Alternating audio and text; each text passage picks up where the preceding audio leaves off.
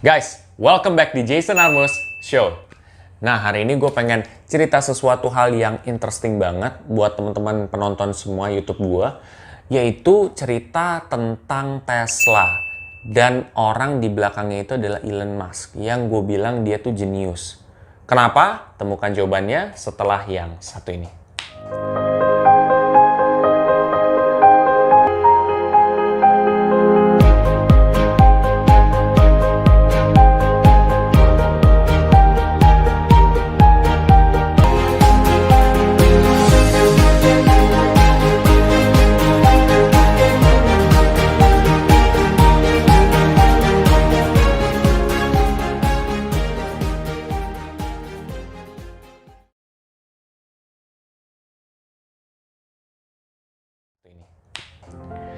Guys, ya jadi gini, mungkin ini fakta akan mengagetkan buat sebagian orang ya di luar sana. Kenapa? Karena sebenarnya gue awal-awal berpikir nih, kalau founder dari Tesla itu adalah Elon Musk. Ya karena gue setiap ngeliat berita tentang Tesla, ini dia.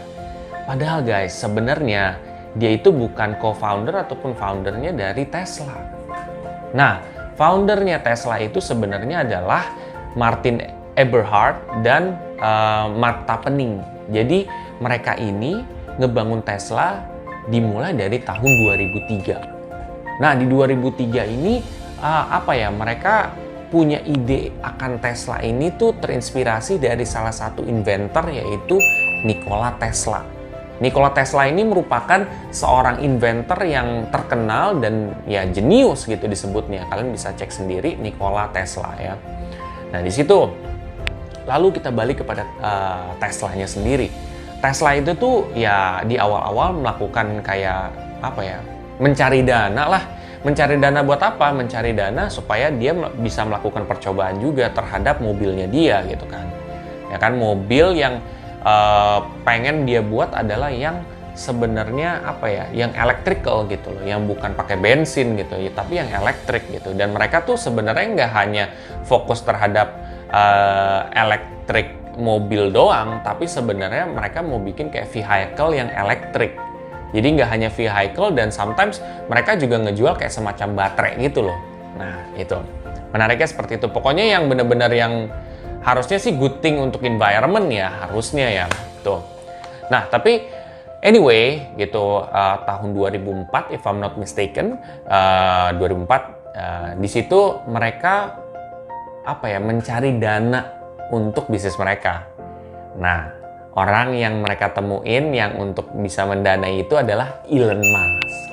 Disitulah mereka ketemu dengan Elon Musk ya, dua orang itu ketemu dengan Elon Musk. Nah Elon Musk itu dia mau mendanai usaha mereka, ya, mendanai usaha mereka, tapi dia tidak ikut day-to-day operation, ya. Jadi dia tiap hari dia nggak ikut, gitu, untuk bisnisnya. Later on, mereka mau mencoba bikin salah satu mobil yang kayak mobil sport, semacam kayak Ferrari gitu, cuman elektrik, gitu. Gimana nih? Elektrik bagus, ya kan? Oke lah, secara baterai oke, gitu, dan durasinya bertahan juga cukup lama. Dan di situ memang ada beberapa struggle sampai dia butuh beberapa pendanaan juga. Dan tahun 2007 CEO-nya itu suddenly turun, atau kayak udah nggak jadi CEO lagi, langsung diganti dengan CEO interim ya pada saat itu. Nah later on gitu, rosternya ini ternyata ya udah sukses gitu. Cuman di balik sukses itu pun sempat pada tahun itu kan ada crash ya. Dan ketika ada crash itu bener-bener Elon Musk tuh struggle di bisnisnya dia. Jadi dia udah bener-bener kayak oh shit gitu, gua harus gimana gitu kan. Sampai dia breakdown juga kan. Dan dia punya pada saat itu hanya kayak 20 juta dolar apa 25 juta dolar. Dan dia siap untuk ngasih itu semua untuk bisnisnya. Lo bayangin semuanya gitu. Terus dia hidup di mana? Nah, dia hidup dari pinjem duit ke orang. Lo bayangin, dia tuh semestinya ada pilihan guys. Satu, dia bisa milih untuk jadi pengusaha, which is kayak tetap nerusin si Tesla ini. Atau satu lagi, dia itu bisa kayak ya udah gue walk out, gue masih punya 240 miliar, ya udah gitu. Jadi kan 240 miliar udah gede banget kan, lu tinggal invest sana sini lu bisa survive sebenarnya. Tapi dia tidak mau melakukan itu, dia tetap fokus, dia tetap ya udah nggak apa-apa. Gue akan fokus ke sana, dan dia tetap fokus dan dia minjem sama orang hidupnya, dan sisanya tuh dia untuk bisnisnya dia secara full gitu. Dia nggak bego juga, sampai dia udah mikirin kan, gue nggak mungkin dengan dana ini bisa bertahan terus. Akhirnya dia tuh tetap fokus untuk mencari pendanaan terus kemana-mana. Akhirnya singkat cerita pada tahun tersebut 2008 atau 2009, gue lupa deh exactnya. Nah di situ dia dapat pinjaman tuh, akhirnya pinjaman dari sana sini, akhirnya bisa survive. Lo bayangin ya, pada saat itu, pada tahun itu juga, itu bener-bener banyak banget orang yang ngehujat Elon Musk. Kayak ini usaha nggak bagus, ininya nggak ini. Pokoknya bener-bener yang bikin Elon Musk tuh mentally breakdown. Lo bayangin, bisnisnya aja lagi dicoba, terus ditambah orangnya kayak gitu juga, pada dihujat. Tapi yang hebatnya adalah dia tetap fokus. Gue nggak apa-apa taruh gue duit semua, tapi gue harus pikir harus kemana. Dia berani menaruh jiwa raganya dia gitu. Kalaupun dia hanya makan bisa hidup $1 nggak apa-apa kali gitu. Jadi kayak bener-bener dia fokus terhadap itu. Alhasil singkat cerita ya dia berhasil lah gitu kan. Dan dia dapat pendanaan ini digunakan untuk bikin salah satu model baru. Nah, model baru ini sebenarnya bukan bikin sih, jatuhnya kayak trial and error. Sama seperti Roadster. Roadster juga harus ada trial dan error. Niche-nya apa, ininya apa. Jadi ketika dia udah berhasil buat, udah oke, ya udah gitu. Akhirnya dia cukup berhasil lah di situ. Dan di model-model Tesla lain juga gitu, ada ups and down-nya juga. Dan dia tetap keep moving. Dan singkat cerita, sampai tahun 2019-2020 ini, luar biasa banget. Tesla naik banget ya gitu, bahkan stoknya dia naik 500% gitu.